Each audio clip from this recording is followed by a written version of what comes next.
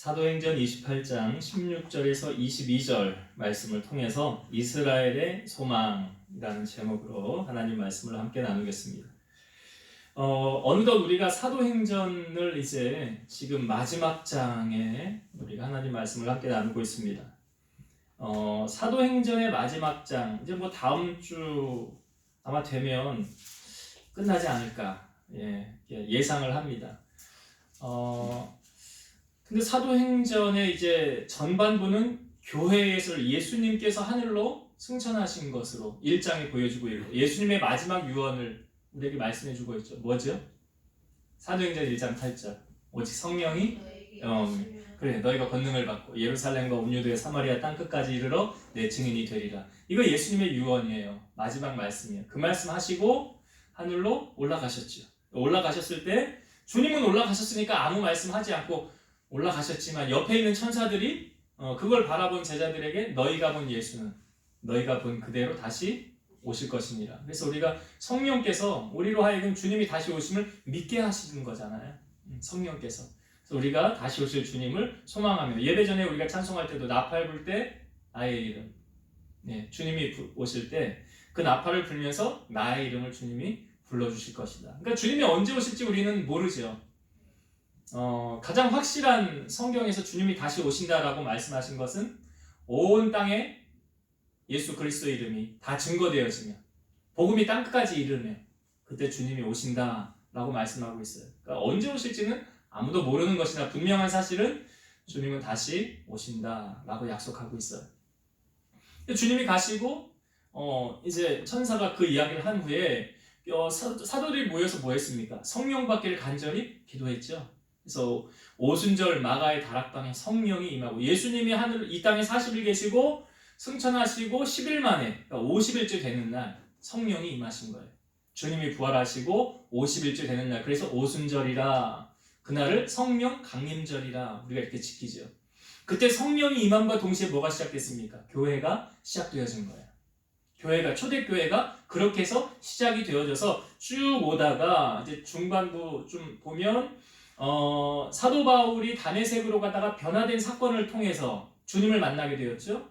이스라엘에게, 이방인들에게 복음을 전하기 위해 택한 나의 그릇이다 주님 말씀하시고, 그 바울을 중심으로 해서 이제 1차, 2차, 3차 전도 여행, 그 다음에 로마까지 가는 이 과정을 통해서 사도행전이 우리에게 보여주고 있어요. 그러니까 신약 성경 가운데 유일한 역사서는 무엇입니까? 사도행전이에요.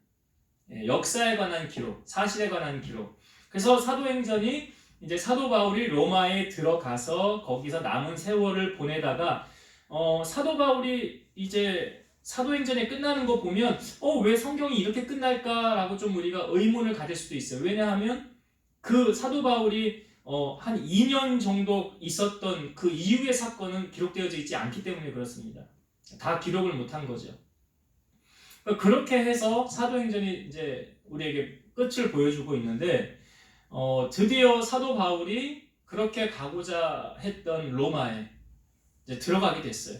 우리가 말씀해 보니까 저번 주 우리가 말씀을 나누었을 때 멜리데라는 섬에 있었죠. 사람의 발걸음은 우연이 없다고 그랬잖아요. 사도 바울이 유라굴로라는 풍랑을 만나서 이들이 죽을 뻔한 위기가 있었지만 다 건진받게 되었어요. 그래서 멜리데라는 섬에 들어가게 되었고, 그 마을 사람들이 선대해 주어서 거기서 살게 되었는데, 바울은 독사가 물었지만 원주민들이 말하기를 바다에서 구원받았지만 육지에서는 살지 못할 것이다. 왜? 독사에 물렸으니까. 이제 독이 퍼져서 죽어야 되는데 죽어야 될 사람이 죽지 않았더라는 거죠. 그래서 성경이 이것을 증언하기를 믿는 자에게 따른 하나님의 능력이 보여주고 있죠. 귀신을 쫓아내고 병든 자에게 손을 얹으니까 병이 떠나가고, 또 독사에게 물려도 독을 먹을지라도 죽지 않는다. 약속의 말씀이 있었잖아요. 바울에게 그것이 이루어졌고, 그곳에 가장 높은 사람 보블리오라는 사람의 아버지가 병에 걸려 있었는데 바울이 기도해서 낫게 했죠. 그곳에 있는 많은 사람들이 이 소문을 듣고 와서 고침을 받게 됩니다. 그러면서 뭐가 증거되어졌을까요? 그 섬에 예수 그리스도가 전파되어졌겠죠. 바울은 늘 복음을 전할 때 자기를 드러내지 않았어요. 내가 한 것이 아니라 누가 한 거래요. 그러니까 루스드라는 지역에 가서 한 번도 걷지 못한 사람, 그 사람이 말씀을 들을 때 바울이 보니까 구원받을 만한 믿음이 그에게 있었더라 그러죠. 그러니까 말씀을 전한 후에 일어나라 그러잖아요. 일어나라. 그랬더니 한 번도 걷지 못했던 사람이 사실 불가능한 거죠. 재활도 해야 되고 한 걸음 한 걸음 걷는 연습해야 되는데 바로 일어나서 걸어갔더라. 기적이죠. 그래서 그 동네 사람들이 뭐라고 그래요? 뭐 신이 우리 가운데 내려왔다라고 하죠. 그때 바울이 뭐라고 그래요? 우리가 한 것이 아니다. 내가 한 것이 아니다. 하나님이 하신 것이다. 영광을 하나님께 돌리고 저들로 하여금 예수 그리스도의 복음을 전파하는 바울의 모습 우리에게 보여주지 않습니까? 그러니까 그 바울이 지금 멜리데에서 이런 기적을 행한 후에 이제 드디어 출발하게 돼요. 거기서 그러니까 겨울을 난 거예요. 성경에 보면 석 달 후에 이제 바울의 일행이 어떻게 진행되어지는 과정이 어디를 거쳐가냐면 수라구사라는 곳을 먼저 거쳐가게 되는 거예요. 여기는 이탈리아 남단 시칠리아 섬 동쪽 해안의 항구 도시. 그러니까 이탈리아라는 섬이 이렇게 구두 발자국처럼 길게 돼 있잖아요. 그러니까 그 길게 돼 있는 끝에 우리나라 제주도처럼 이렇게 조금 떨어진 곳에 섬이 하나 있는 거예요. 그 섬의 이름이 수라구사라는 섬이에요. 그 섬에서 사흘 동안 머물게 돼요. 그리고 나서 레기온이라는 지역으로 이탈리아 서남쪽 끝에 항구 도시거든요. 그러니까 이탈리아 제가 말 구두 모양으로 이렇게 쭉 길게 되어 있는데 그 끝 지점에 있는 항구 도시 레기온이라는 곳에 도착을 해요. 여기는 조금 전에 말씀드렸던 수라구사 이 시칠리아 섬에서 112m 정도 거리, 가까운 거리죠. 그 정도 거리. 근데 거기 레기온에서 하루를 머물고 그 다음에 보디올이라는 곳으로 가게 됩니다. 그러니까 나폴리만 서쪽 11km 지점에 위치한 항구 도시. 그러니까 로마에서 가장 인접한 도시예요. 그러니까 이곳에서 한 주간을 지내게 됩니다. 그리고 바울이 그곳에서 지내는 동안 어떤 일이 있었느냐? 한 주간 일주일을 거기서 보냈는데 성경을 이 부분 한번 볼게요. 14절을 한번 봅시다. 14절과 15절, 14절 먼저 볼게요. 거기서 형제들을 만나 그들의 청함을 받아 이레를 함께 머무니라. 그래서 우리는 이와 같이 로마로 가니라. 지금 수도인 로마로 계속 가는 과정 가운데 계속 도시를 이렇게 지나가는데 여기 이곳 보디올이라는 곳에서 그 형제들의 이제 청함을 받아 일주일을 머물렀더라 그러죠. 여기서 일주일을 그들의 청함을 받아서 바울이 머무르게 된 거예요. 이게 좀 의미가 있어요. 그들의 청함을 받아. 이걸 좀 기억해 놓으세요.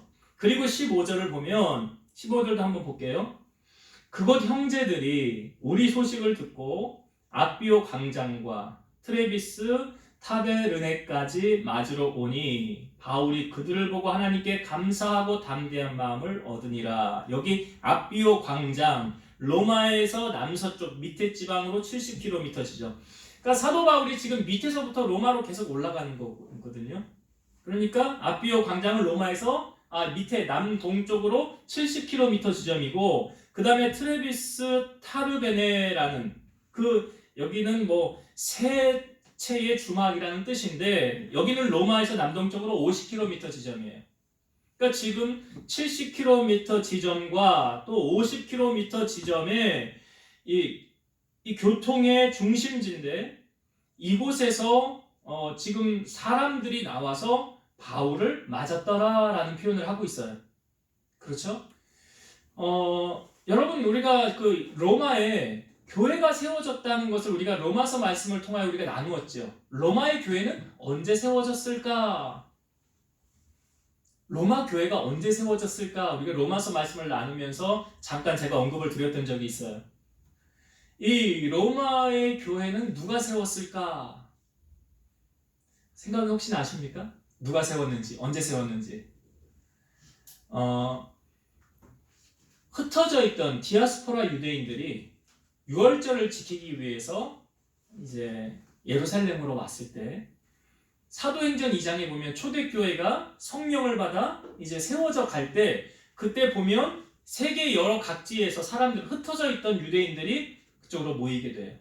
그러면서 성령이 임한 그 사건을 보면서 그들이 함께 은혜를 나누고 함께 다른 방언을 말하고 하나님의 역사를 체험하게 됩니다. 그때 로마에서 왔던 유대인들이 은혜를 받고 돌아가서 로마 교회를 세웠을 것이다. 이게 학자들의 추정인데 거의 그게 맞아요. 근데 누군가에 의해서 세워졌다는 것은 기록은 되어져 있지 않아요. 그렇게 로마 교회가 그러면 그때 기간이 언제냐? 예수님께서 이제 승천하시고 교회 초대교회가 AD 30년경에 시작이 됐잖아요. 그러니까 성령이 임한 사건이 예수님이 30살에 사역하시고 한 2, 3년 정도 공생애를 하시고 그리고 가셨으니까 아마 AD 33년 뭐 이때쯤으로 추정을 하죠. 그렇게 로마의 교회가 세워졌을 것이다. 그리고 로마서는 언제 썼습니까? 사도 바울이 3차 전도 여행을 하면서 고린도라는 지역에서 써서 편지를 보냈죠. 그 기간이 그 연도가 언제냐면 AD 57년경이에요. AD 57년경. 그러니까 지금 우리가 지금 시대적인 배경은 AD 60년이거든요. 그러니까 편지를 보내고 약 한 3년 뒤에 사도 바울이 지금 로마로 들어가는 거예요. 그러니까 로마서가 그들에게 이렇게 퍼져 있을 때 로마서의 주된 핵심의 내용은 신앙의 교리를 바로잡고 이방인과 유대인 가운데 분쟁이 있는 것을 해결하고 그리고 사도 바울이 로마에 가서 복음을 전하고 나중에 어디로 간다고 소망하죠? 땅끝이라고 하는 서바나로 내가 선교를 갈 때 당신들이 나를 후원해달라. 그런 목적으로 로마서를 썼잖아요. 그러니까 사도 바울이 이미 로마서를 썼으니까 그 편지가 그쪽에 교회에 도착이 되었을 것이고 그러니까 바울에 관한 이야기를 아마 성도들은 믿는 사람들은 알았겠지요. 그러니까 바울이 갈 때 우리가 앞부분에 여기 보디올이라는 지역에서 7일 동안 머물렀죠. 근데 머물러 때 어떻게? 그들의 청함을 받아. 청함이라는 건 무엇입니까? 당신 좀 여기 우리와 함께 머물러 주세요. 이런 의미잖아요. 당신이 우리와 좀 함께 해주세요. 그리고 당신이 복음 전했던 것, 그런 간증과 그런 하나님의 살아 역사하신 은혜를 우리가 좀 함께 나누길 원합니다. 이런 마음으로 청해서 일주일을 머물게 하였고 바울이 지금 로마로 가는 과정 속에 여기 아비오 광장, 트레비스, 타르네르 이런 지역에까지 누가 나와요? 그 믿는 자들이 나와서 바울을 맞이했더라. 바울이 그들을 보고 어떤 마음이 생겼대요? 하나님께 감사하고 담대한 마음을 얻었더라. 이렇게 성경에 우리에게 보여주고 있어요. 여러분 바울이 로마로 가게 된 배경이 이제 이스라엘 예루살렘으로 돌아갔을 때 그 사람들이 말하죠. 바울과 함께 기도하고 주의 일에 동참했던 사람들이 가지 말라고 그래요. 당신 가면 위험한 일 생깁니다. 가지 마세요. 라고 말렸어요. 그런데 그때 바울이 했던 말이 뭐냐면 내게 결박과 환난이 나를 기다린다 하여도 나는 나의 달려갈 길과 주 예수께 받은 사명 곧 하나님의 은혜의 복음을 증언하는 일을 마치려 하면은 나의 생명조차 조금 더 귀한 것으로 여기지 아니하노라. 이 말을 하고 그 다음에 아가보라는 선지자가 바울의 띠를 가져와서 자기의 수족을 묶습니다. 그리고 이 사람이 성령에 취하여서 말하기를 예루살렘에서 유대인들이 이같이 이 띠 임자를 결박하여 이방인의 손에 넘겨주리라. 그러니까 예루살렘에 가면 당신은 분명히 체포될 것이고 어려움을 당하게 될 것입니다. 그러니까 바울에게 올라가지 말라고. 올라가지 마세요.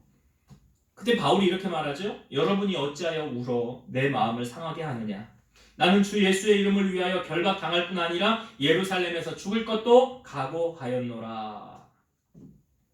그러니까 바울에게는 이런 복음의 열정이 있었다는 거죠. 그런데 여러분 바울도 사람 아닙니까? 우리가 성경에 위대한 하나님의 일을 했던 사람들 가운데 여러 사람이 있죠. 그런데 엘리야라는 사람도 바알과 850명 그 제단에 불로 임하지 않고 불이 임하는 신이 참신이다 하고 엘리야의 제단이 불로 임하였을 때 850명 다 죽여요. 그런데 이세벨이 아합 왕의 아내가 너 내가 아끼는 선지자를 죽였느냐? 그럼 너도 그와 같이 되리라 하고 사람을 보내서 선전포고하니까 엘리야가 어떻게 합니까? 자기의 형편을 보고 광야로 들어가서 도망가요. 로뎀나무 아래 누워서 뭐라고 말합니까? 하나님 믿는 백성 나밖에 없으니까 나를 데려가세요. 탈진되어져 있는 엘리야를 향하여 하나님이 천사를 보내어서 어루만지게 하시고 그 숯불에 구운 떡과 고기를 주면서 먹고 회복하라 그러죠. 그리고 새로운 사명을 주어졌다는 사실이에요. 여러분, 그렇게 큰 일을 행하였던 엘리야도 소진되어져서 좌절하고 낙심 가운데 있었다는 거죠. 근데 저는 바울을 보면서 바울이 그렇게 주님만을 바라보고 간다고 하지만 지칠 법도 하지요. 낙심한 말도 하죠. 낙심, 힘이 빠질 수도 있죠. 두려운 마음이 그에게도 엄습할 수 있겠지요. 그도 신이 아닌 사람인 이상. 인간이 느끼는 모든 감정을 바울도 느끼지 않겠습니까? 그러니까 여러분, 이렇게 사도 바울도 내색은 하지 않았지만, 표현은 하지 않았지만 우리 인간이 느끼는 모든 감정을 느꼈을 거예요. 곤고함도, 우울증도, 좌절도, 낙심도. 아마 그에게 그런 것들이 다가왔을 수 있을 거예요. 근데 사도 바울에게 그런 마음이 분명히 있었을 텐데, 인간이기 때문에 없을 수는 없었을 거예요. 아니, 목회를 하는 목사님들, 아니, 신앙생활을 열심히 하는 장로님, 권사님, 집사님, 성도님들 가운데, 우리 가운데도 그런 마음, 나는 한 번도 그런 적이 없어. 거짓말이죠. 그런 사람은 없을 거예요.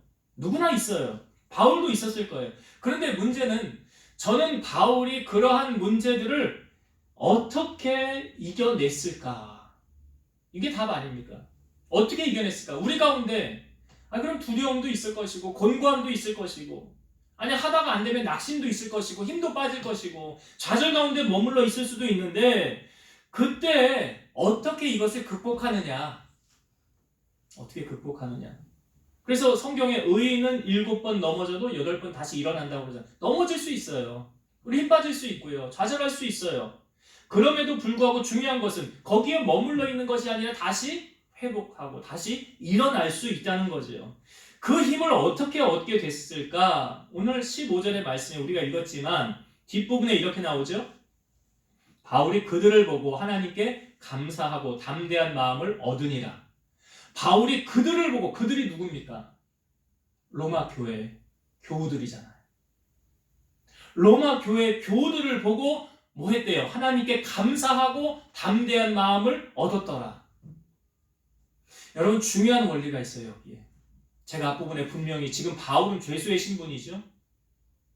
자유가 없죠. 내가 주일 하다가 이거 뭐 하는 짓이야? 아니, 나 영광은커녕, 아니, 영광은 안 받아도 돼. 근데 이거 뭐야? 나 자유도 뺏기고, 나 이거 쇠고랑 차고, 나 사람들한테 창피당하고, 내가 이게 지금 무슨 내 형편이 이게 뭐야? 라고 자기 자신의 신세를 한탄할 수도 있잖아요.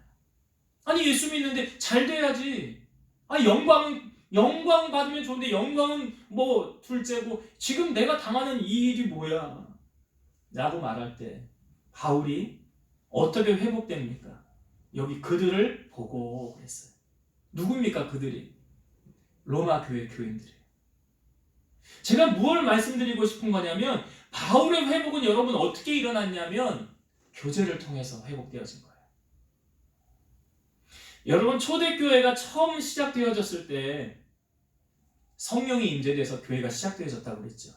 그러면 초대교회가 어떠한 활동을 했는가?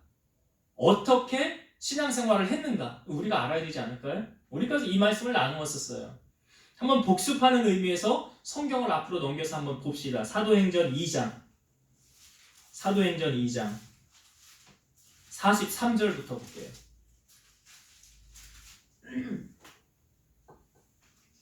사도행전 2장 43절부터 제가 읽겠습니다. 잘 보세요.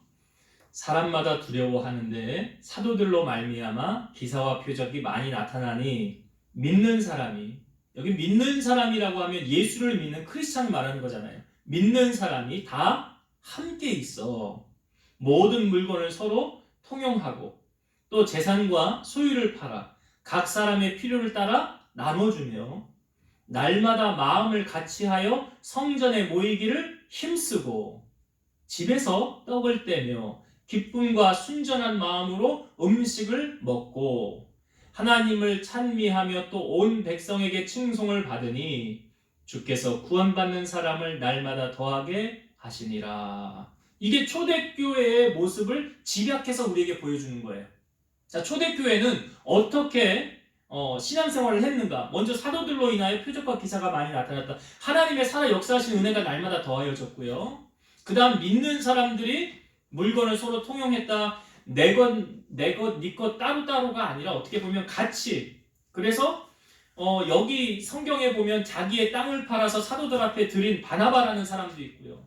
아나니아와 삽비라는 그 땅을 팔아서 얼마를 숨겨서 사도들에게 거짓말을 하며 이게 다라고 거짓말을 한 그래서 그 영혼들이 바로 즉각으로 하나님이 심판하시는 그런 장면도 우리에게 보여주고 있어요. 그러니까 이 한 공동체라는 의식을 초대교회를 통해 우리에게 보여주고 있는 거죠. 그럼 이 사람들이 어떻게 필요를 따라 나눠주고 46절에 보니까 날마다 마음을 같이하여 성전에 모이기를 뭐 했대요? 힘쓰고. 그러니까 여러분 사탄은요 말세가 될수록 모이게 할까요? 모이지 못하게 할까요? 그러니까 여러분 교회 예배를 막는 거는 교회 가지 못하게 하는 건 누가 하는 거예요? 사탄의 역사라고요. 그거 분명히 아셔야 돼요. 너 교회 가면 코로나 걸려 가지마.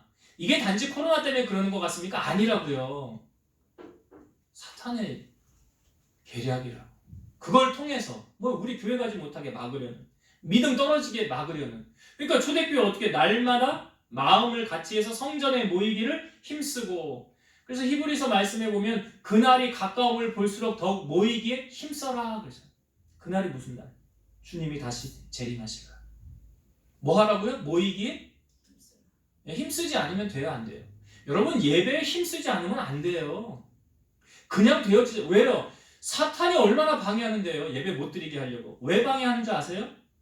여러분 이 원리가 있어요. 우리가 예배를 드려서 은혜를 받으면 우리 마음 가운데 어떤 일이 일어나냐면 하나님이 나를 위해 일하실 거야 라는 뭐가 생겨요? 믿음이 생긴다고요. 그러니까 예배를 통해 뭐가 생겨요? 믿음이 생긴다고요. 그 믿음이 자라면 하나님의 기적을 내가 맛보는 주인공이 될 수 있는 거예요. 근데 예배 드리지 않으면 믿음 자라요, 안 자라요? 그래서 성경에 뭐라고 그래요? 믿음은 들음에서 나며 들음은 그리스도의 말씀으로 말미암느니라. 하나님 말씀 듣지 않고 믿음이 자란다? 그런 일 없어요. 성경이 말하고 있잖아요. 그러니까 지금 성전에 모이기를 힘쓰고 그 다음에 집에서 떡을 떼며 기쁨과 순전한 마음으로 음식을 먹고, 이게 뭐 하는 겁니까? 쉽게 말하면 교제잖아요. 이게 교제라고요. 그러니까 하나님과의 교제는 뭐냐면 우리가 하나님과 같이 예배하는 게 하나님과의 교제예요. 하나님과 내가 지금 교제하고 있어요. 기도도 교제고요. 예배도 교제 아니에요? 하나님과 나와의 교제. 그렇듯이 그게 중요하듯이 성도들 안에서의 교제 중요합니까? 안 중요합니까? 오늘 바울을 통하여 우리에게 보여주고 있잖아요. 바울이 지금 너무 힘이 빠졌어요. 내가 이거 주일 한다고 이게 뭐야? 너무 힘들어요. 그런데 무엇을 통해서 새 힘을 얻었다고요? 그 로마 교회 교인들을 통해서. 이게 뭐예요? 성도들의 교제를 통해서. 그러니까 잘 생각해 보세요, 여러분. 사탄은 믿는 자의 교제를 좋아할까요? 싫어할까요? 모이지 못하게 하지. 모이지 못하게. 그러니까 저는 이 교우들하고 참 이 코로나가 좀 빨리 갔으면 좋겠다라는 생각이 드는 게, 우리의 자유도 빼앗겼지만 성도들 안에서 교제가 얼마나 중요합니까? 오늘 바울의 말씀 보니까 그 성도들을 보면서 하나님께 감사하고 그 담대한 마음을 얻은 게 누구를 통해 얻었다고요? 교제를 통해서 얻었대잖아요. 교제를 통해서. 코로나 때문에 우리가 지금 일주일에 2번 탁구 치는 거 탁구도 못 치고 있고 구역 예배도 지금 속으로 구역 예배, 예배 드리는 것도 물론 중요하지만 저는 그걸 통해서 성도들 안에 여러분들이 그리스도 안에서의 교제가 되어졌으면 좋겠기 때문에 교제하면서 기도 제목 나누고 같이 기도하고, 그런 목적으로 제가 자꾸 소그룹 예배 힘써라 이 말씀을 드리는 거예요. 바울의 회복이 거기서 일어난 거 아닙니까? 빌립보서 2장 3절과 4절 보면 아무 일에든지 다툼이나 허영으로 하지 말고 오직 겸손한 마음으로 각각 자기보다 남을 낮게 여기고 각각 자기 일을 돌볼 뿐더러 또한 각각 다른 사람의 일을 돌보아 나의 기쁨을 충만하게 하라. 여기 다른 사람을 돌보아, 다른 사람, 자기 일뿐만이 아니라, 이게 뭐예요? 돌보며 같이 교제하는 거 아니에요? 같이 교제하는 거. 그러니까 성도는 먼저 하나님을 통한 예배의 교제가 있어야 되고요. 그 다음 교우들을 통한 사랑의 교제가 있어야 돼요. 사랑의 교제. 그래야 그 교회에 든든히 서갈 수 있는 거예요. 그 교회가 하나 되어 나아갈 때 하나님의 큰 역사가 나타난다는 거예요. 자, 오늘 바울을 통해서 우리에게 분명히 이 초대교회의 모습을 우리에게 오늘 보여주고 있고요.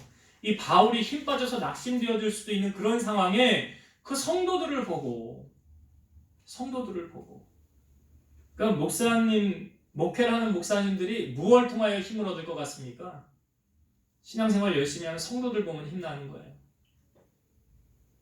그 성도들이 소망이 되고 성도들 은혜가 되고 어제 그 시찰에 이제 목사님들 만나서 교제를 하는데 어떤 목사님이 그런 이야기를 해요. 자기는 그분이 하는 그 교회 교인인데 그분이 하는 이야기를 듣고 큰 감동을 받았대. 무슨 이야기냐면 지금 우리가 코로나 아닙니까? 그런데 만약 코로나보다 더 큰 무언가가 온다고 하면 우리는 예배를 드려야 될까요? 말아야 될까요? 지금 코로나도 이런데 근데 그분이 말하기를 저는 그 어떠한 무엇이 와도 하나님께 예배할 겁니다. 더 큰 어떤 위험이 온다 할지라도 저는 하나님 앞에 예배할 겁니다. 그 이야기를 듣고 그 목사님이 큰 감동을 받았대. 여러분 그렇잖아요. 지금 비교하기는 좀 그렇지만 이제 로마의 10번째 황제였던 아주 악한 황제 있어요. 그 악한 황제가 아주 기독교의 씨를 말리려고 전멸하려는 정책을 세웠거든요. 그러니까 믿는 사람들이 그때 이제 카타콤이 생긴 거죠. 땅 밑으로 들어가는 거예요. 거기서 신앙을 지키는 거예요. 크리스찬이면 들켰다 너 예수쟁이야 라고 들키면 아주 호되게 고문을 하고 죽이는 거예요. 그럼에도 불구하고 믿음을 배신하지 않고 그들의 신앙을 지켰기에 오늘날 우리 많은 사람들이 이런 하나님의 은혜를 누리는 거 아닙니까? 우리 선조들도 그런 거 아니에요? 어제 그런 얘기를 했어요. 전쟁 중에도 예배는 그치지 않았고 우리가 어떤 위기가 있다 그런 어려움 속에서도 이 예배는 계속 이어져 왔다. 그렇기 때문에 우리는 어떠한 상황 속에서도 하나님을 예배해야 된다. 결론은 그거였어요. 그 무엇이 와도 그러니까 우리가 로마서 말씀에도 환난이나 기근이나 공고나 적신이나 그 어떤 어려움이 온다 할지라도 우리를 하나님의 사랑에서 끊을 수 있대요, 없대요? 없다라고 말하잖아요.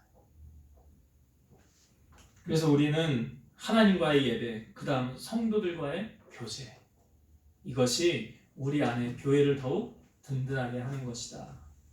그래서 여러분들 성도들 간에 그냥 좀 우리 교회는 아직 큰 교회하고 좀 다른 부분이 무엇입니까? 큰 교회는 누가 누군지도 잘 모르죠. 나중에 크면 성장하는 일꾼들 중직들은 알겠지만 우리는 아니니까 그런 주님 안에서 교제가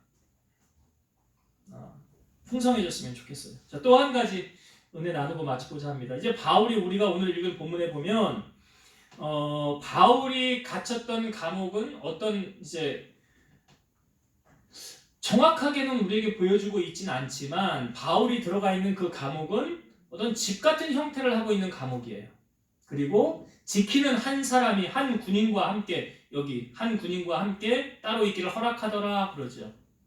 그러니까 바울이 그곳에서 감옥 생활을 하고 있는데 사흘 뒤에 유대인 중 높은 사람들을 다 청합니다.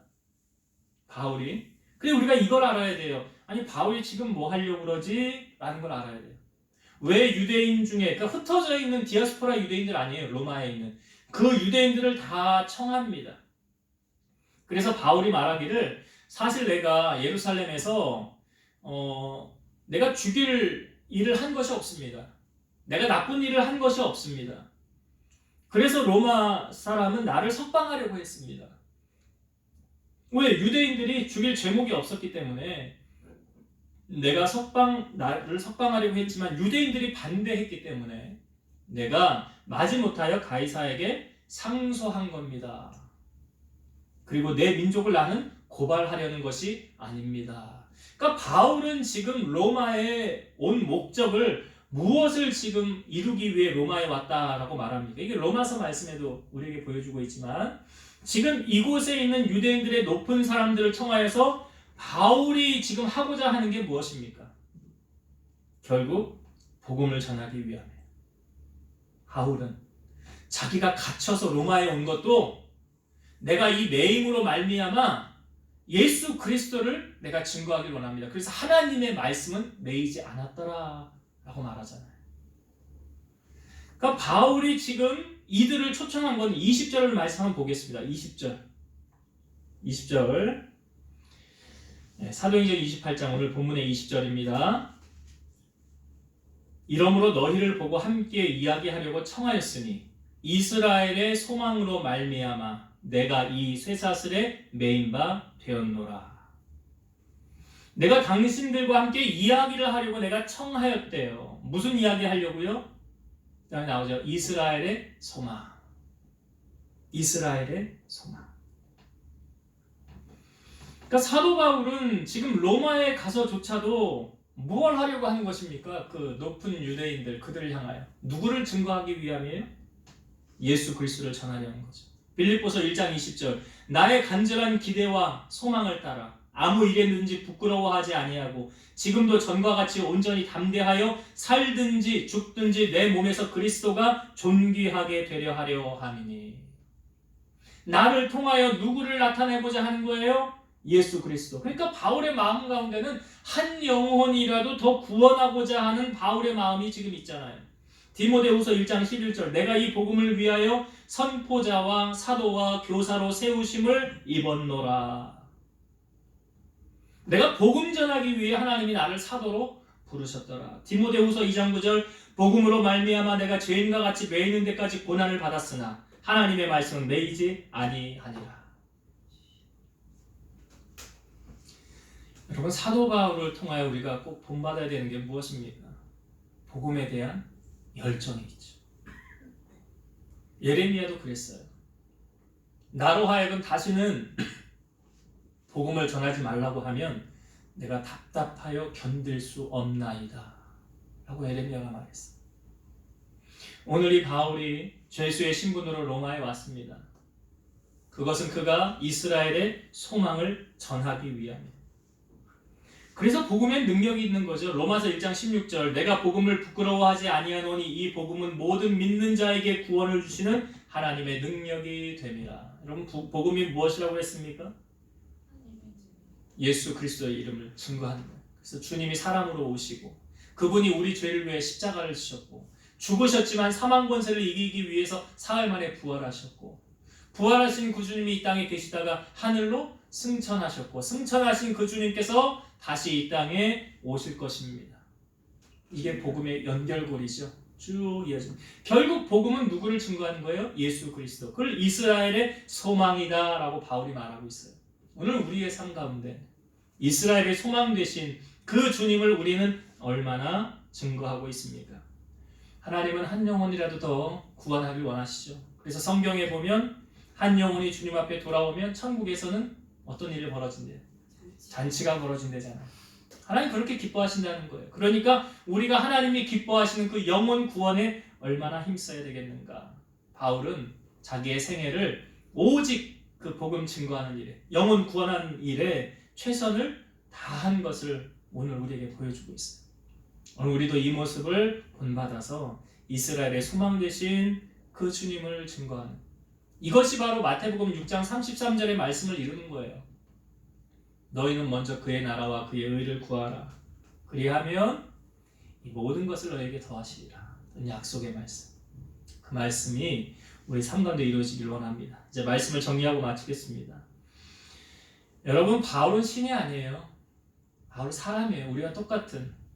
그럼에도 불구하고 그는 주님을 만난 그 은혜와 감격이 너무 커서 예수 믿는 사람들을 핍박하던 그 바울이 즉시로 주님을 만나고 복음을 전하는 자로 바뀌어졌어요. 그리고 그 은혜가 너무나 커서 바울은 말하죠. 나를 오랫동안 참고 주님이 기다려 주셨다라고 그래요. 저는 내가 박해하고 핍박하고 포행하는 아주 악한 사람이었으나 주님이 오랫동안 나를 참아주셔서 나를 변화시켰다. 더불어 말하기를 내가 그래서 복음의 빚진 자라. 내가 주님께 빚을 졌기 때문에 땅끝까지 이르러 내가 증인된 삶을 살아야 된다. 그런데 그렇게 복음을 증거하며 살던 바울이 좌절할 수도 있고 낙심될 수도 있고 매를 너무나 많이 맞아서 돌에 맞아서 거의 반 죽어갔기도 하고요. 그런 모습 속에서 또 귀신을 쫓아내줬다고 옥에 갇히고 옷을 벗기고 매를 맞기도 하고 그런 많은 핍박 속에서도 바울이 좌절과 그 낙심을 겪을 수 있었지만 사람이니까요. 그럼에도 불구하고 그가 다시금 소망을 얻고 기쁨을 얻은 건 무엇이에요? 오늘 로마에 갔을 때 그 성도들을 보고 그랬어요. 그 성도들을 보고 하나님께 감사하고 담대한 마음을 얻었더라. 그러니까 주님 안에서 이 믿음의 사람의 교제 얼마나 중요합니까? 이 교제.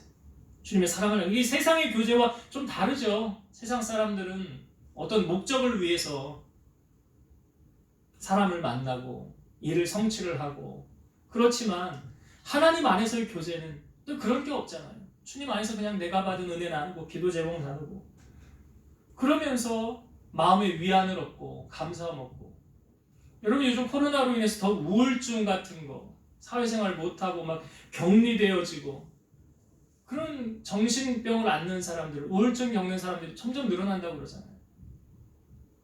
그래서 우리는 초대교회가 우리에게 보여주는 것이 참 교회 모델인데 우리가 그렇게 하기를 힘써야 될 것이고 주님 안에서의 교제, 오늘 바울이 그 교제를 통해서 감사한 마음과 또 담대한 마음을 얻었다.